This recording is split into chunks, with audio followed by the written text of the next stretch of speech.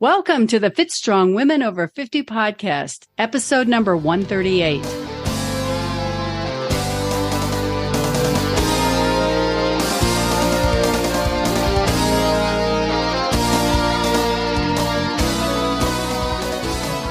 Hello, I'm Chris. Thank you for joining us. And I'm Jill. Chris and I are your hosts for this podcast and the founders of the Becoming Ellie community.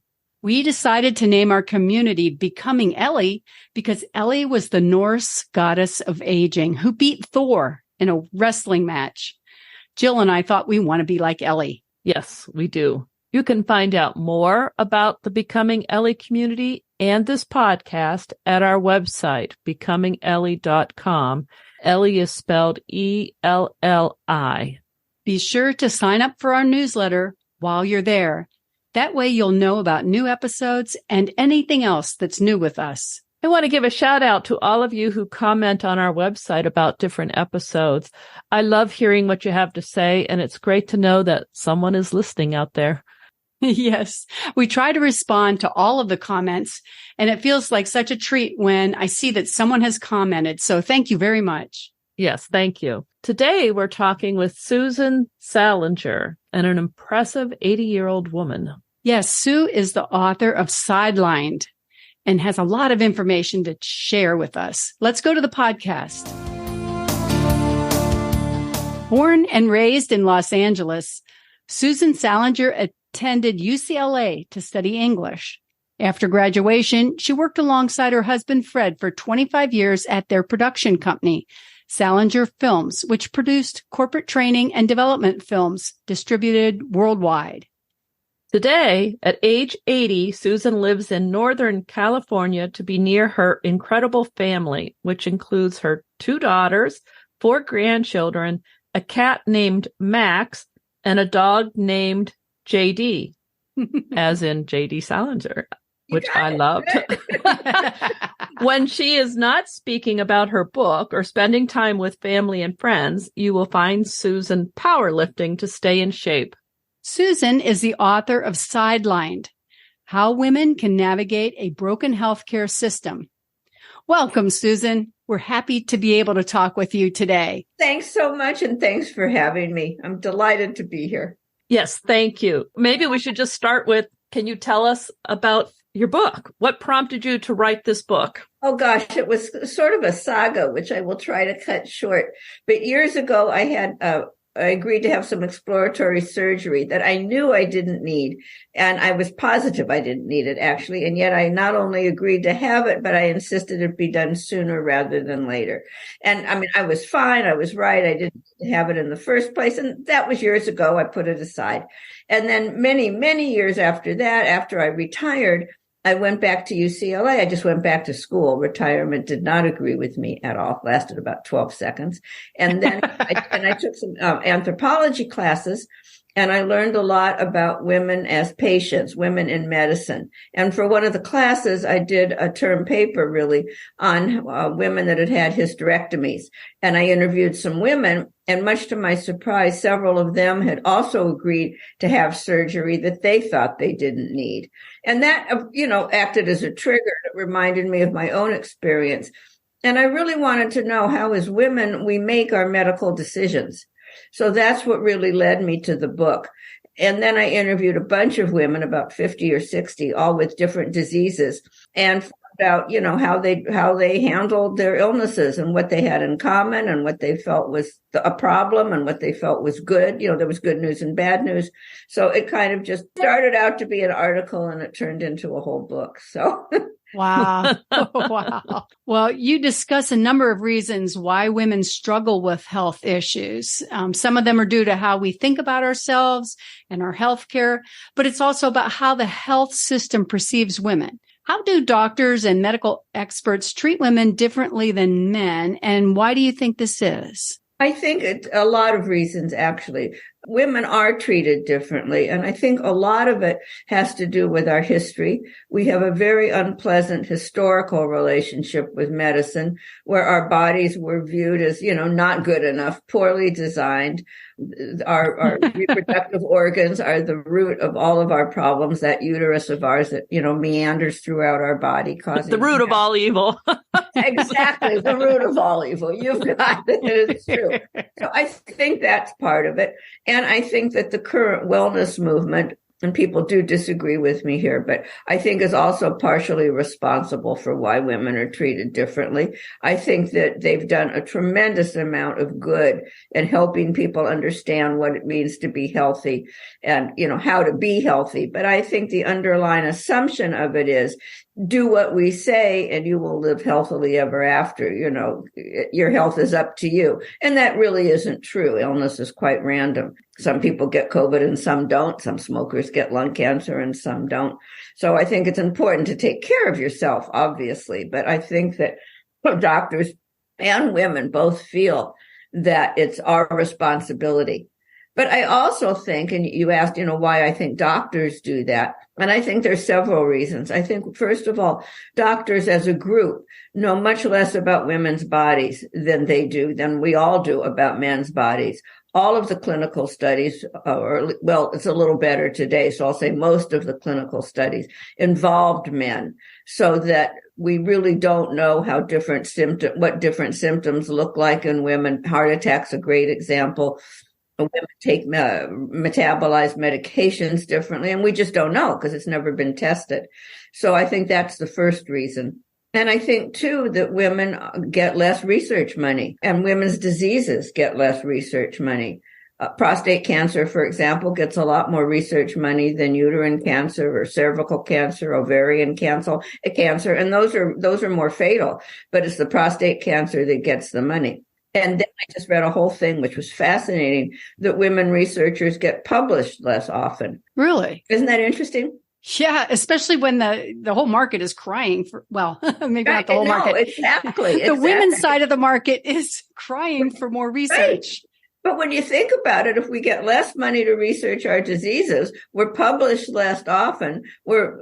Although clinical trials are now much better, but we're still living with that unfortunate history where all the work was done on men. You can see why doctors you may think you're being gaslit, and you may be, but the reality is they simply may not know what's going on. And heart attacks are a beautiful example of that, since women have heart attack symptoms that are so different from men's, and we are severely underdiagnosed in that department.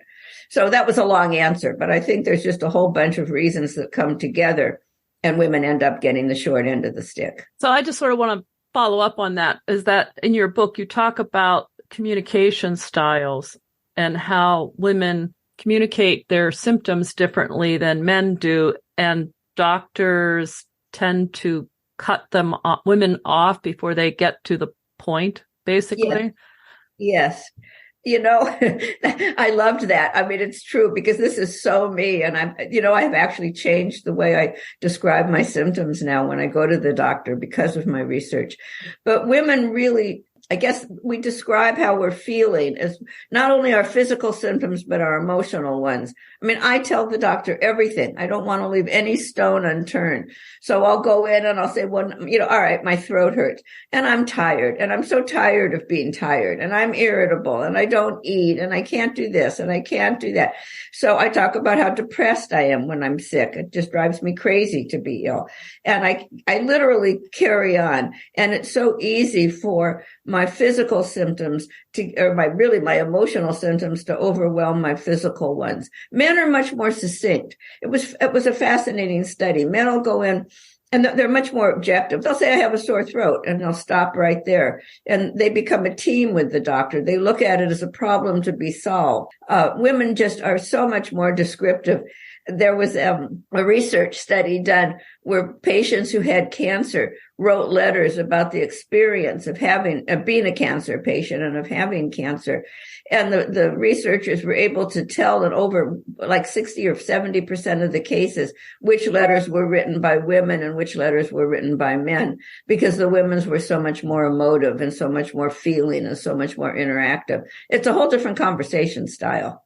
Wow, that makes sense. When I was reading this section in your book about women being reluctant to get a second opinion, I had an aha moment and realized that I really do need to make an appointment for a second opinion for an eye problem I've been having. Can you tell us about why women are so reluctant to get a second opinion, and why should we try to get over that? Oh boy, that's one of my favorite chapters in the book, because first of all, let me just preach for a minute. I can't help myself. Second opinions are critical, and I'll get to the why, I promise. But what you don't realize, I shouldn't say you, but what I didn't realize until I did the research, and this is mind-boggling. There's about 40 or 50,000 different diseases out there. And those are just the ones we know about. And they all, not all, but many of them have similar symptoms, particularly the autoimmune diseases. But if you go into the doctor and you say, I'm tired, I have no appetite, my energy's lacking, I kind of have a pain, but it comes and goes, those symptoms can fit thousands of diseases. So for the doctor, it can really be like looking for a needle in a haystack. I never realized how tricky an accurate diagnosis can be. And there's about 12 million misdiagnoses every year, and women are 20 to 30% more likely to be misdiagnosed. And that's a whole nother conversation. But so it's so important to get a second opinion, because for one thing, as I said, is for the doctor, it's like looking for a needle in the haystack. And secondly, we all see what we expect to see. The same symptoms can appear like a stomach issue to a gastroenterologist, stress to a psychologist. We see what we expect to see. And I think that women hesitate to get second opinions. And here's your why: because of the way we've been socialized. We're taught to play nice. We're taught not to be rude. We don't want to hurt the doctor's feelings. We're nice people. So we just sort of go with what we're told. And that can really be a big mistake, as it was for me. I mean, I had surgery that I didn't need, and I should have gotten a second opinion. I would not do that today. I exposed myself to the hospital situation. I mean, I had anesthesia, which is not good for you. I was in a high-risk environment, which is a hospital. I mean, if I'd only gotten a second opinion, or at least stopped and really researched and done my homework, I would not have exposed myself to all of those risks. So second opinions are so critical. Diagnoses are so difficult. And, it's easy. If your leg hurts and the doctor takes an x-ray and, it shows your leg is broken, that's not brain surgery. It's obvious why your leg hurts. But most stuff is not that easy. And I think that that's really important to remember. I had no idea until I started researching that chapter. And are women less likely to get second opinions than men? Yeah, it's interesting because, yes, when I did the research, which is now a couple of years ago, because it takes a while to get a book published, that was true. And I just read an article recently that says now it's that men are less likely. So let's just say everybody has difficulty getting second opinions, because it is awkward. And I want to just throw in one thing. One of the things I've learned is that when the doctor says, you have disease X, and he or she or they, whatever the correct pronoun is, probably right.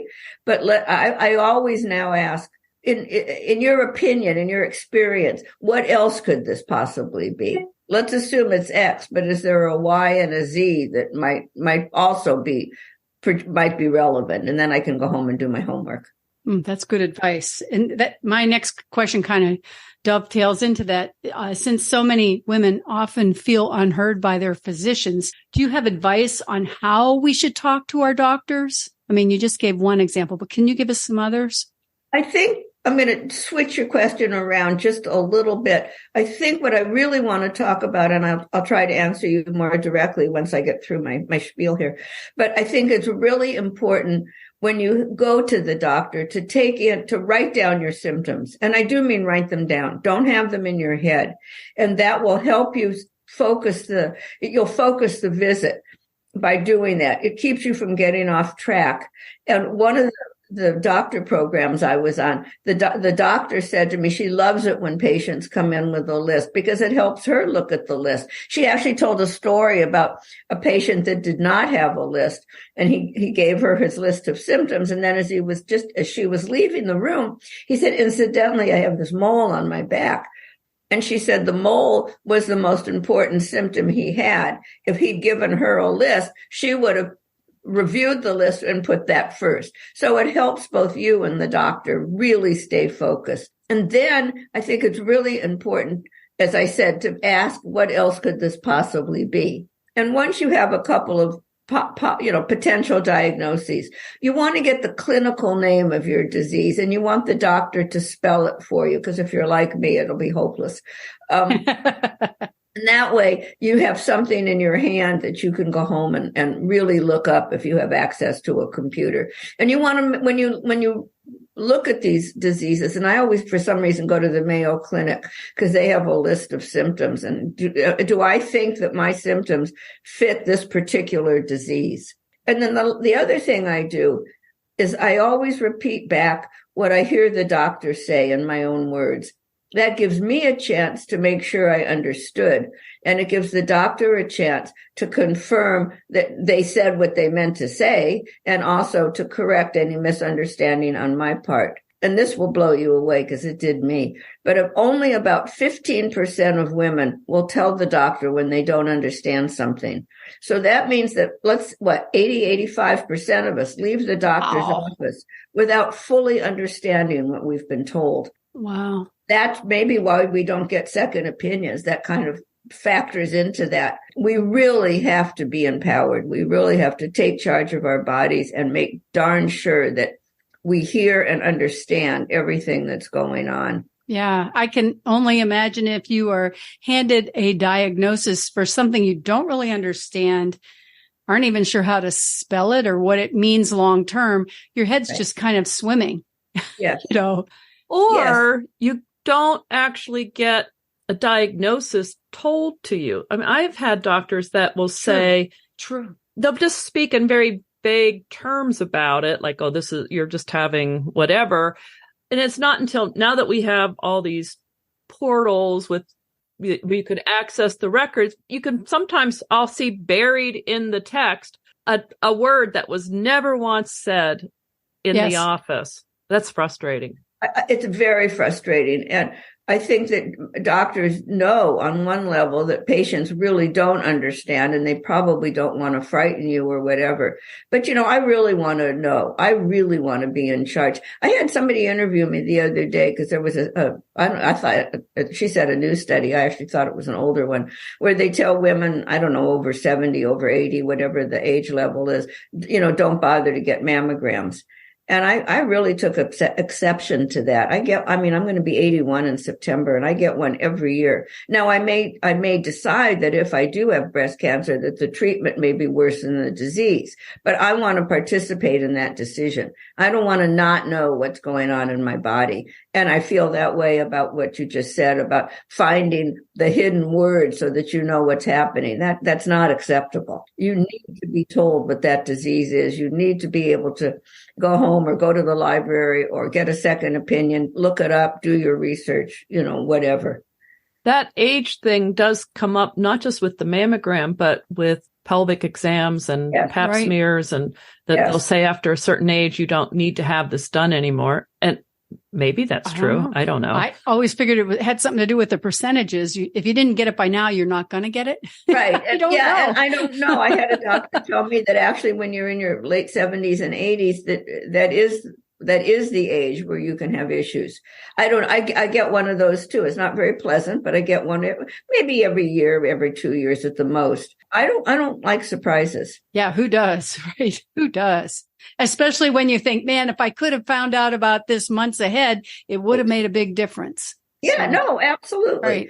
I recently had a colonoscopy about 2-3 years ago, and they said, well, you're fine, don't come back, because they were figuring colon cancer grows slow. I'm going to be 80. I'll probably die from something else. I'll get hit by a car before I die from colon cancer. But again, I'm going to do it. I mean, I want to know. I think in many ways you're right. Information is valuable.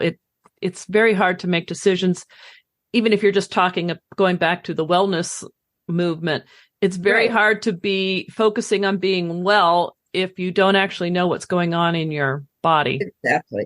And I've only got this one body, and I really want to take good care of it. Right. I had a doctor, now this was many years ago, I had a doctor once tell me that he only had to look in the ears of the women, with his little scope, because he wanted to make sure they had a brain.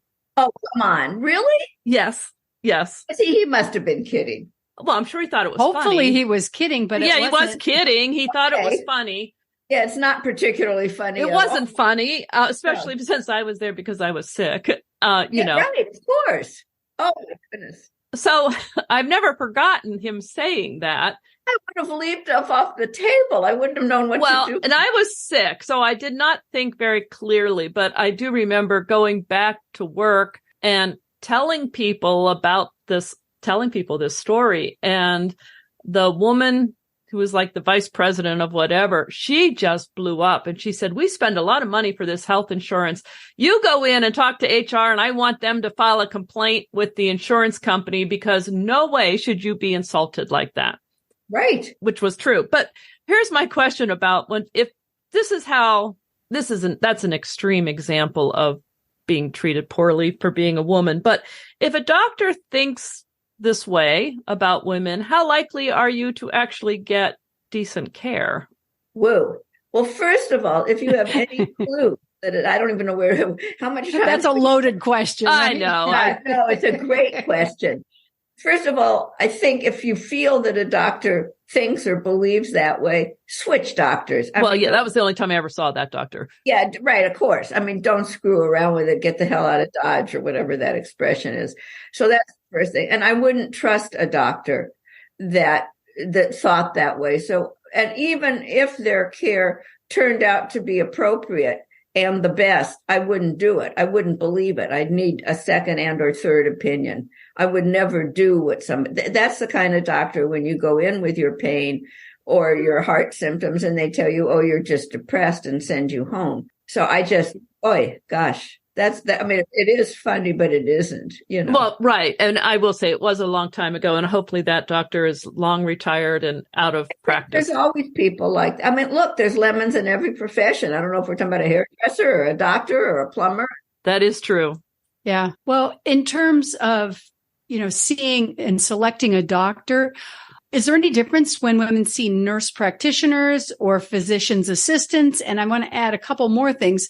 Would it be better to see a woman or a man? I mean, have you had any experience with studies that show that? When I actually have, when I did the research, the jury was sort of still out, but I think more recent research has suggested that women are better off seeing women doctors. For one thing, we talk more, as we discussed earlier, and women doctors tend to listen more and interrupt a little less. Now, I don't mean that they're better doctors. I'm not saying that at all, because of course it depends on the individual doctor, but I am saying that their listening styles are different, and it may be a better fit. And I think that's the real secret, frankly, to finding a doctor that you feel comfortable with. Is it a good fit?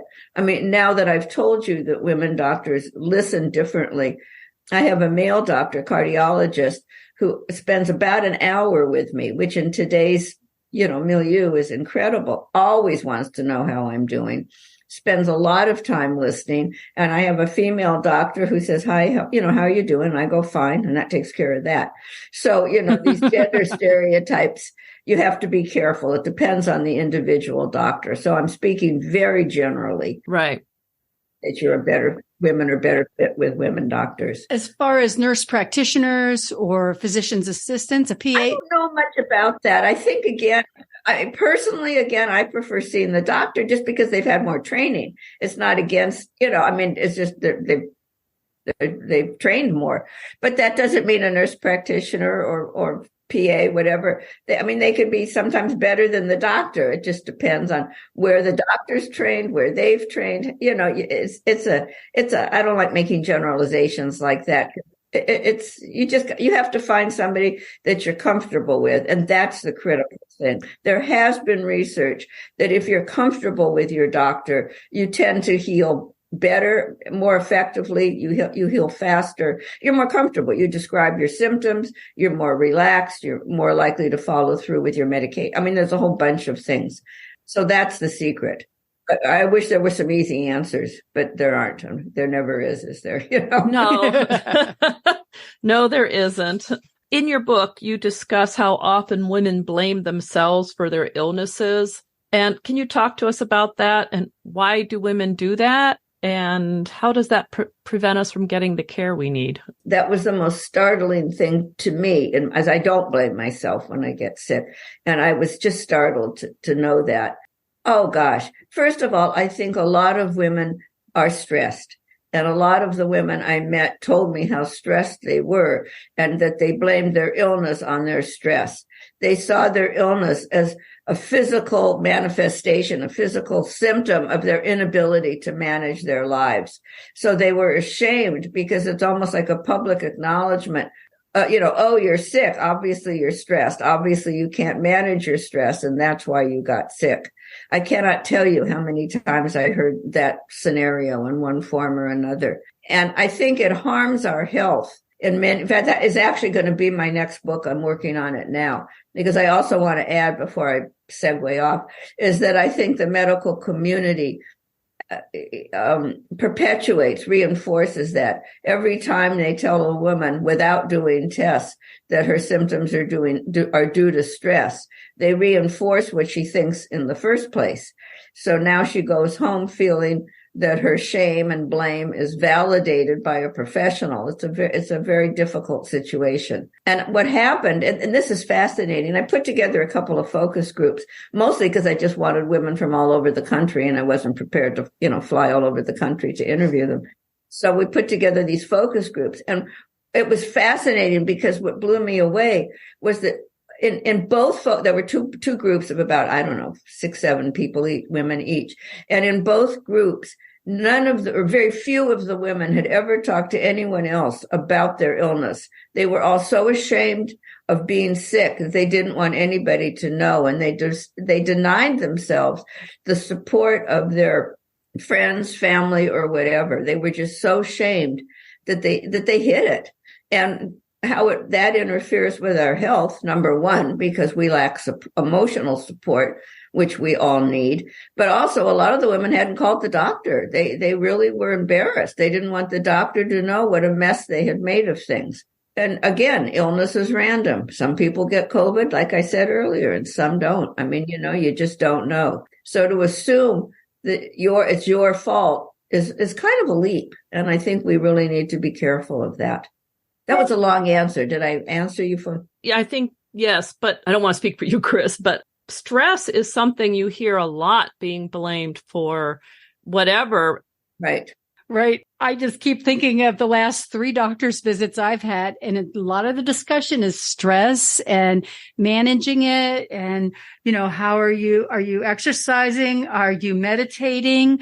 Are you sleeping well? Like all the things because life happens. And as women, we do take care of so many folks besides ourselves. Right. So I could totally relate about this blaming themselves for illness because of stress and feeling like you can't manage your life, because sometimes things are overwhelming. Of course. And it's interesting that people would not go to the doctor because of that. Well, I guess it is kind of embarrassing to say, oh, you're stressed. You can't handle it. Yeah, no, exactly. And I think, too, it's important to recognize, first of all, when the doctor says, you're stressed, that's why you're feeling this way, they have a very good chance of being right. Women do suffer from depression and anxiety more than men. Because of what's going on today, the first reaction is the doctor's blowing you off.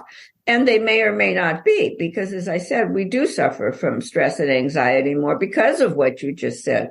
We frequently have 2 jobs, one in the office and one at home, and it's stressful. And stress does lower your immune system. But on the other hand, there are also these little things called bacteria and viruses. And, the stress does lower your immune system, but it doesn't mean that you're not having that heart attack or whatever. And you need to have all avenues explored before you go home with your little bottle of antidepressant. Right. And I think that the problem with the tendency to give women antidepressants is that if there is an organic cause, if there is a physiological cause, and then the antidepressants don't work, then patients think, it's hopeless. I'm never going to get better. So now the depression, it veers into hopelessness, and that's a much worse situation. It's very important to insist that you can even say, yeah, I am. First of all, of course I'm stressed. I feel like crap. I mean, I would be stressed, Right. Yeah, still trying to drag myself through my life. Right. It was all I could do to get here, But now that I'm here, what tests can we perform? What else could it possibly be? It's that. Yeah, those are good phrases to write down. What tests can we do? Absolutely. And what else could it possibly be? Right. Well, I just read a research article for the second book. And one of the things that ties into all this is women are misdiagnosed and underdiagnosed for heart attacks much more frequently than I would have thought in 2023. But women's symptoms are so different from men's, and doctors don't always recognize it. And frankly, women don't either. Part of the article was saying women hesitate to go to the doctor. But the advice that the article gave was if you do go to an emergency room and you're told that, it's not you think you're having a heart attack, and they say, no, it isn't, you've just got a stomach ache or you're just stressed. They may be right. What you need to do is insist and ask for and insist on an EKG, an electrocardiogram. The only way to know if you're not having a heart attack is to have that test. Then if you are having a heart attack, they'll go, oops, and you'll have saved your life. And if you're not having a heart attack, you'll go home with your antidepressants and feel much more comfortable about it. So it's a win-win. Yeah. And not even going to the emergency room or whatever, but just, you read a magazine, you always see recognize these symptoms of heart attack, and they're right. classic male symptoms. Right. Once in a while now, you'll see these are women's symptoms, and they are different. But if you're short of breath, if you feel nauseous, if you feel tired, those could be heart symptoms. Not necessarily. You could just be nauseous and tired. I mean, it's really hard to know, but don't take a chance is what I'm saying. Yeah. But I can also see you go into the ER and you say, I'm nauseous and tired. They're not going to right. say, hey, right. heart attack. EKG. Right. Yeah, you may or may not have chest pain, Right. Right. Yeah, the chest pain is the elusive factor, isn't it? Yeah. Yes, it is. It is, very much so. In your book, you talk about women who are dealing with lupus and autoimmune diseases. Why don't more women than men suffer from autoimmune disease, and why are they so hard to diagnose? Oh, so many women suffer from autoimmune disease. I mean, 80 or 90% of most autoimmune patients are women. And they're very difficult because, first of all, some of them don't have definitive lab tests. So it's not like you can take a blood test and say, oh, gee, you're anemic. You know what I mean? It doesn't work that way. And the other problem is, too, that a lot of their symptoms mimic each other. So and I really don't blame doctors, this has nothing to do with how patients describe their symptoms. And it has nothing to do, I don't think, with gender bias. I think they're just really difficult to diagnose. And when there's so many diseases, as we were saying, and when the symptoms mimic each other, and there's no tests out there, I mean, what's the doctor to do? It can take 5, 6, 7 years to get an accurate diagnosis for an autoimmune disease. And these poor women that do have it, you go through diagnosis after diagnosis. You try this treatment, you try that treatment. And it's really a tricky situation. And I'm not sure what you do about that. Keep pursuing it. That's all you can do. Yeah, I would guess if your doctor has run out of options, that's when it's time to go back for a second opinion, go somewhere else. Go somewhere else. Yeah, and it can happen, and it isn't necessarily the doctor's fault. I mean, no, right, but sometimes doctors run out of ideas. Autoimmune diseases are can be really tricky to figure out. Part goes out to the patients and the doctors trying to second guess it. Yeah. How do we advocate for ourselves if we're having a hard time getting information or just feeling confused or whatever, obviously we need to step up somehow and insist on what we need. Well, I think the first thing to do is don't hesitate to go to the doctor. You know, one of the things we really haven't talked about yet is that women tend to put themselves last. Don't. Put yourselves first. We're caretakers. I know that. And I know that as women, we're busy with kids and jobs and all of those things. But if you don't go to the doctor, if you delay it, if you put yourself last, you can help turn a minor situation into a major one just by the time element. So get yourself checked out. That would be the first thing I would say. And secondly, as we talked about, I would suggest that you go in with that written list. You look, double check with the doctor to be sure that you really understand what they said. Write it down so you can do your research. Oh, incidentally, just a little book plug, but it's important. At the back of the book, there's a whole resource list. I've done your homework for you. So when I say research it, all you have to do is go to the back of my book.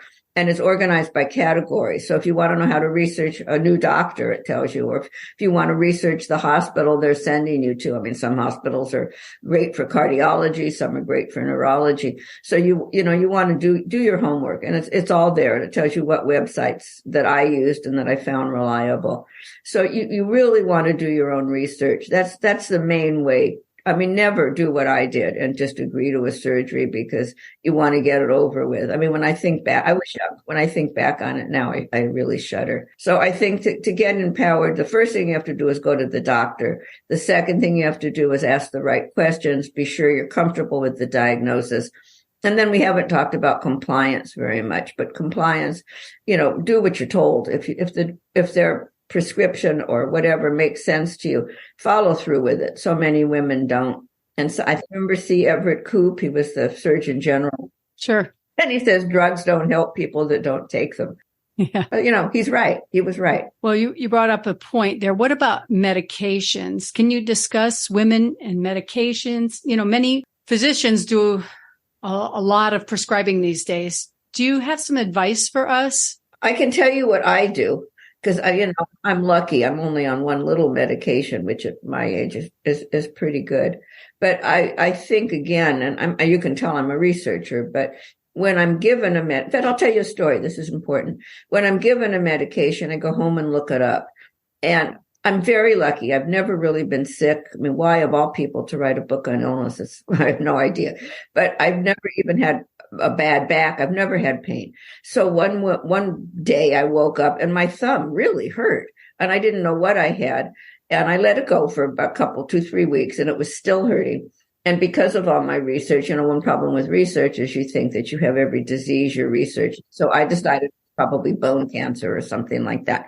So I mean, that's just my disease. So I ran to the doctor and she said, no, you just have arthritis. You're 80 years old. What do you expect? Well, I didn't expect arthritis. And so I got scared, but okay. So she gave me a pain pill or whatever it was. I don't even know. And I said, look, I'm on Lexapro for depression. I'm recently widowed. So does this medication you gave me, is that going to interfere with the Lexapro? And she said, no, not at all. You're perfectly fine. So being as neurotic as I am, I went home and looked up the medication and she was mostly right. It doesn't interfere with Lexapro, except there is a 1% chance it can cause the combination of the two drugs can cause a brain bleed. And I'm thinking, I've got a sore thumb. And am I going to really risk a brain bleed? I mean, 99% chance I won't get it. But what if I'm in the 1%? I saw why I lose a thumb. I mean, I'll live. I got 9 other fingers. I've only got the one brain. And so I did not take it. My thumb is just fine. I mean, bodies cure themselves. So that's one of my strong recommendations is, again, get the name of the prescription and look it up, match it to whatever else you're taking. And I think a second thing is that we do prescribe a lot of drugs. The United States and New Zealand are the only 2 countries in the world that allow drugs to be advertised to consumers. And those drugs that are advertised to consumers sell 9 times more than drugs that aren't. I think it's like 1 or 2. I think it's 1/3 of people who watch a drug ad on TV will take some action. They'll call their doctor and ask for the drug, whatever. So you have to be really careful. I'm not a believer in medication. I really am not. And my family yells at me.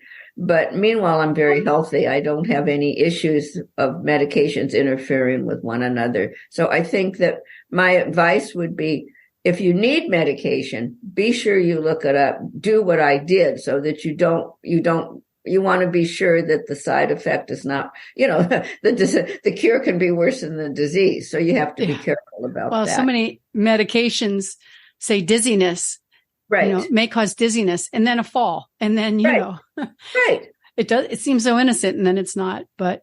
Well, and I happen to be exceptionally small. So I'm only, 103 pounds. So I take generally half of what they give me. I mean, I ask about it. I don't just doctor myself. I'm not saying that, but I do. I start with half. And if I don't get dizzy, I increase it. Or maybe in my case, the half, the medication can work fine. I don't need a full dose. I'm afraid of medication. I think it does a tremendous amount of good, better living through chemistry and all of that. But at the same time, I do think medications can be dangerous, particularly when the average American, I think, takes like 4 medications, and that's a lot. And, they all have side effects. So be careful. Yeah. And you can end up taking medications to counteract the side effects of another medication. When that happens, you want to discuss that with your doctor. You might be better off switching the original medication to something else. Right.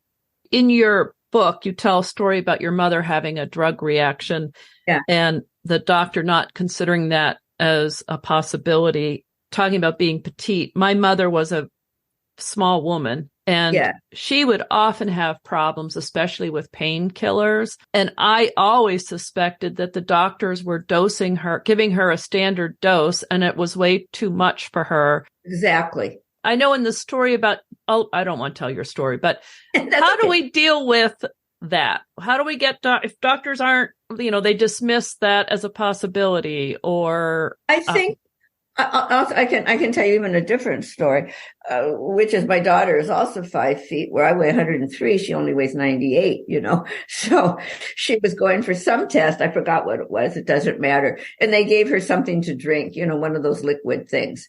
And I'm this big bottle. I mean, the bottle was bigger than she is, and it said, they wanted her to drink the bottle and blah, blah, blah, blah. And I said, well, it seems like an awful lot, and I said, don't you have dosages for size and weight? And she said, no. So in other words, they would have given my little daughter, she was old. I mean, she was 35 at the time, but she, with this 98-pound, 5-foot woman would have had the same dosage as Kobe Bryant, let's say. I mean, It's ridiculous. So we drank half of it and she was fine. I mean, they were able to take the pictures they needed to take and she was fine. But so I think the first way you deal with that is common sense. I mean, it was ridiculous. I do that when I have the colonoscopy. I don't drink the whole bottle of stuff.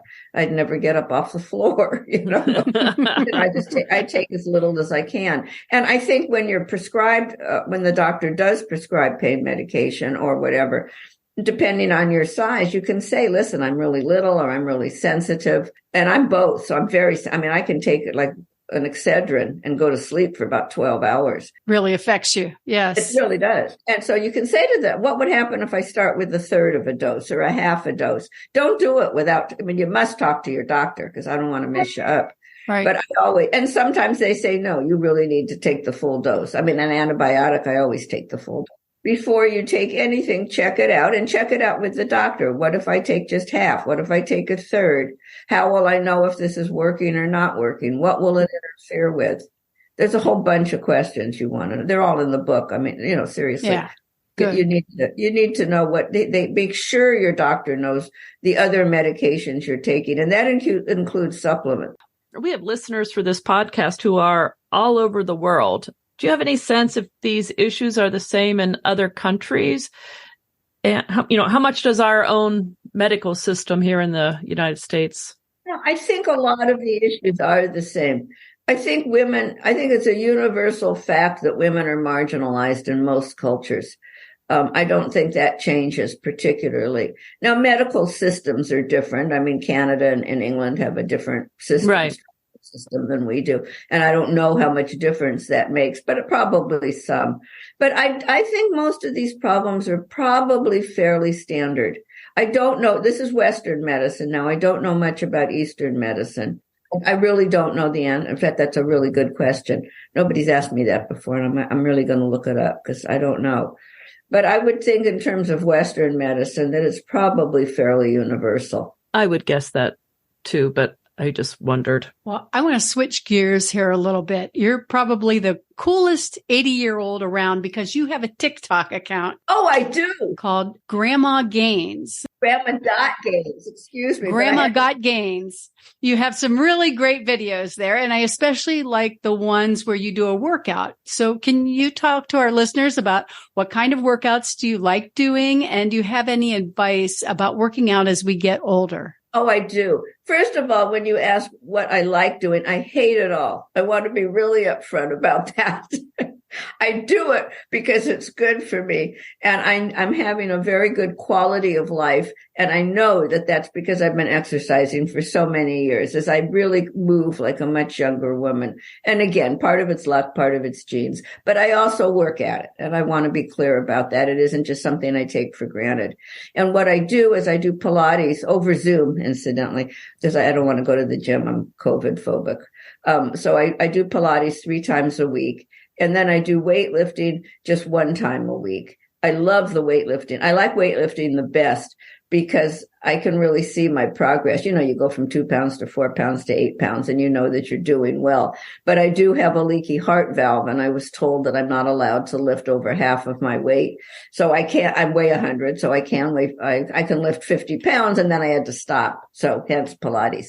But I keep in shape once a week with the weightlifting. And I think that it's so important. And, you know, I've been listening to some podcasts about getting older.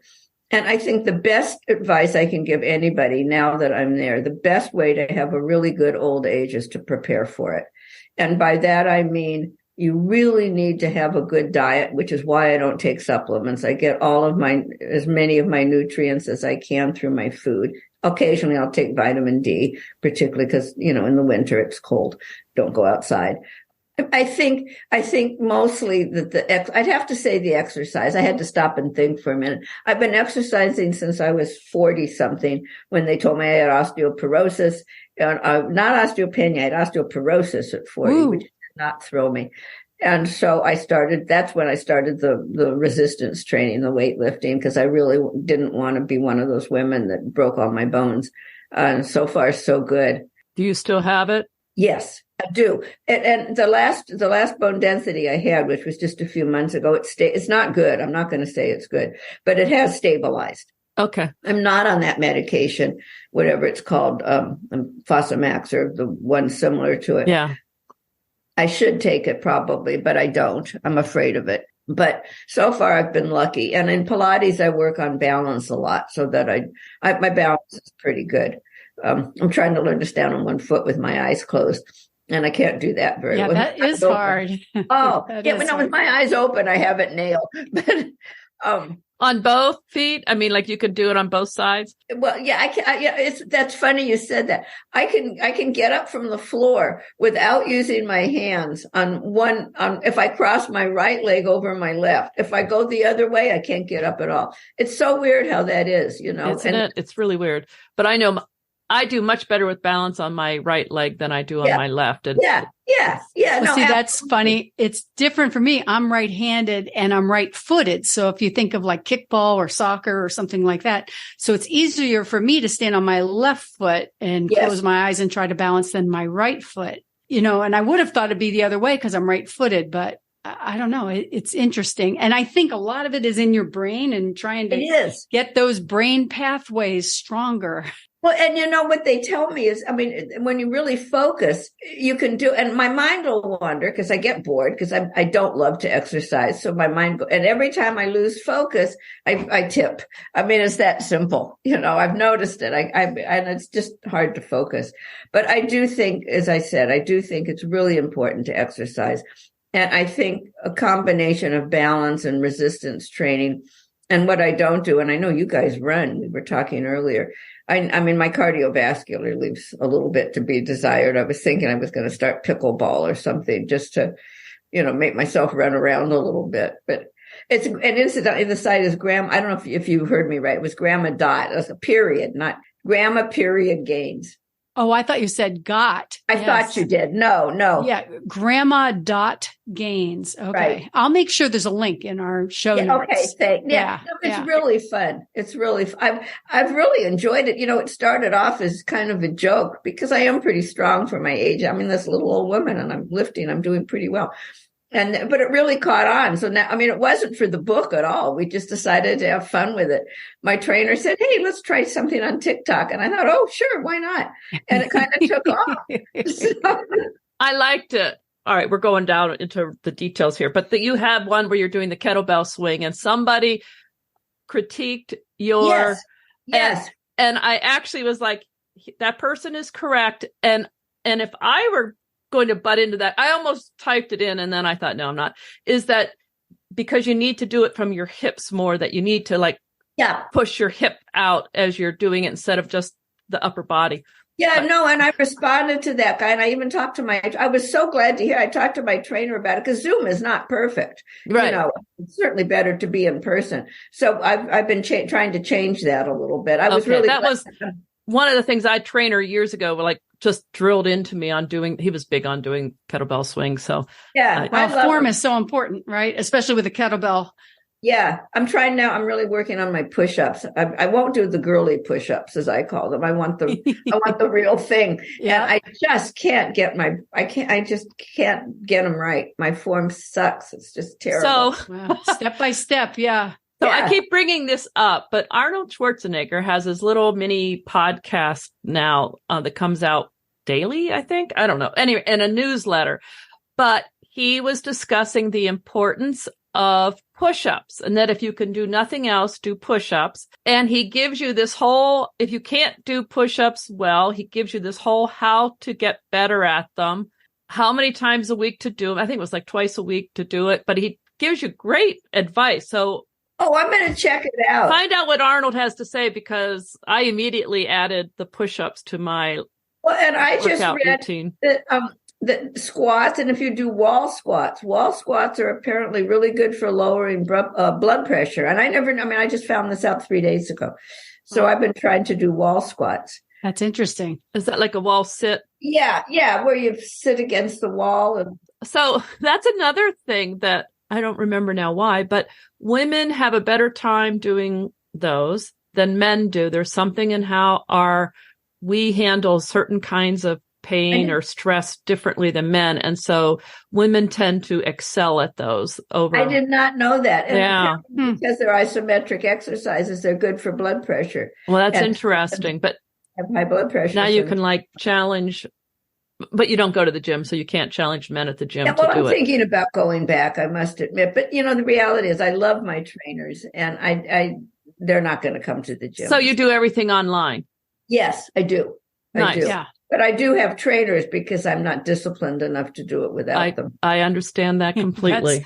That's a good secret, is using a trainer. My heart's in the right place. Right.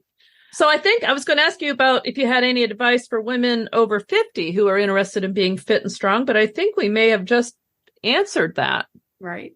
I really can't stress enough how much, and now that I'm older, I would never have said this 30 years ago, but I really believe in exercise. And I really believe that it's all the exercise I did in the past and all the times I didn't cancel, even when I wanted to, is really paid off. I have to say, I do move more easily than I anticipated at this age. Well, Susan, you're definitely inspirational, I have to say. And can you remind us of your book's title again?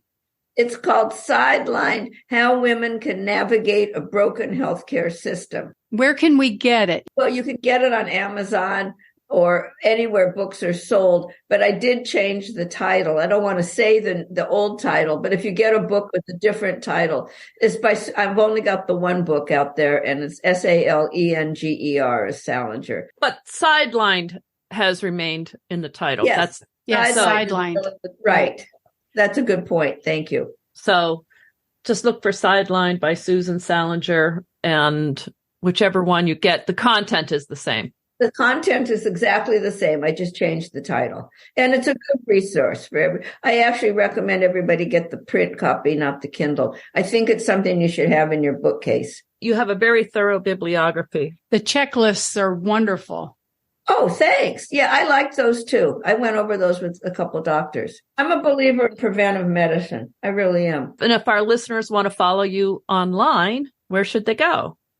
SusanSalenger.com, or search for me on Instagram or TikTok at grandma.gaines. TikTok's the most fun. Instagram's fun too, but I love my TikTok account. Do you do the videos? How do you do your videos? I just do them. Now actually I've changed. I have to be careful. My trainer now comes to the house and he shoots as we exercise, because I can't do a selfie and exercise. I mean, it's hard. Yeah. That's great. Well, we'll have to make sure we have links in the show notes to all of those different places so that people can watch you. That's great. That would be lovely. Yeah. It's been great talking with you today. Really appreciate your time. Thanks so much. Thank you so much. It was fun. And some of your questions I really loved them. I got to find out about like how women are treated in medically and Eastern medicine. I'm very curious about that. Yeah, that'll be interesting. Yeah. Well, thank you so much. It's been very informative. Yes. Thank you. Thanks, guys, very much. Have a good rest of your day. Thanks. You too. Take care. Bye-bye. Bye. Sue really made me think about how I deal with my doctors. I think the idea of writing down my symptoms and issues before my appointment is a really good one. It's fantastic. It's so simple, but most of us don't do that. Then when your appointment is almost over, you say, oh yeah, one more thing. That has to be so frustrating for the doctors because they are so rushed for time. Right, right. I also liked her idea of when you're facing a new diagnosis to ask, what else could this be? And some of the other questions that she asked in her checklist, that just makes so much more sense. Yes. I was also thinking about what she said about the wellness industry and how it makes some of us think that we're just not doing enough when we get sick, or that it's somehow then our fault, or we didn't eat the right things, or we didn't do enough exercise or whatever. And so we feel like it's our problem. But she's right that illness is often more random than that. Right. And, she was talking about the autoimmune diseases and how many of them there are and how so many of the symptoms are similar. It's easy to get discouraged when you're tracing down something that's difficult. It makes a lot of sense to try to keep your heart and keep working on things. Don't give up. Oh, yeah. I had problems with my scalp and I kept going to a dermatologist, and someone would say, what did they decide? I said, I don't know. I saw 3 different doctors and they all told me something else. And eventually the doctors came to a consensus, but it's frustrating. Right. And, allergies can be a symptom, and you can have an allergic reaction to the most random things, which also antagonizes the whole diagnosis process. Yeah. I really did enjoy talking with her. She had a lot of good ideas, and I do recommend reading her book. The full title of that was Sidelined: How Women Can Navigate a Broken Healthcare System. Yes, makes so much sense because healthcare is very much a challenge here in the U.S. If any of our listeners from other areas of the world have something to say about their healthcare system or ways they've been able to navigate the system, I'd love to hear that too. Yes, I am interested to know if there's any differences. Yeah, let us know your thoughts about how you manage your health and any great ideas you might have. Or just let us know how you're doing on keeping fit and strong. Leave us a message at becomingellie.com, or you can find us as Becoming Ellie on Facebook, Instagram, Twitter, Pinterest, YouTube, and LinkedIn. Be sure to join our private Facebook group where we encourage and support each other. We'd love to have you join us. If you enjoyed this podcast, please tell a friend. That word of mouth referral really helps us. You can also give us a rating at Apple Podcast or on Spotify. Yes, those are easy ways to support us. It was great talking with you today, Chris. I'm looking forward to our next episode of the Fit Strong Women Over 50 podcast. I am too. See you next time. Bye-bye. Bye.